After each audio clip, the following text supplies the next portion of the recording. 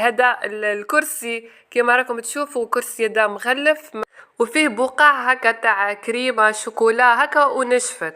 هنا نجيب الجر هذا ونحكو مليح كما راكم تشوفوا، اذا نصب عمدا هكا باش تشوفوا بركه بلي تشفط هكا وما نخافش. ونجيب المكنسه تاعي ونجبد الرغوه اللي عملتها نشفطها كما راكم تشوفوا. تخيلوا اللي عندها بيبي يكون يعملها بيبي هكا في الفراش حاشاكم قد حتساعدها المكنسه هذه، او واضحه بلي قاعده تشفط فيه قاعده تجبد فيه البلاصه اللي تعدي عليها تجبدها.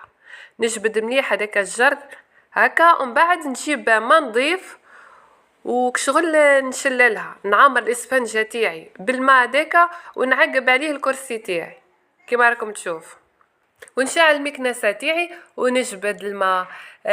لازم الاكسسوار هذا اللي يجبد البنات في الافريشه. جربت الاخرين وكل ما تصلحش بالبالي ولا تعملي ولا تنحي يدا تعملي يدا.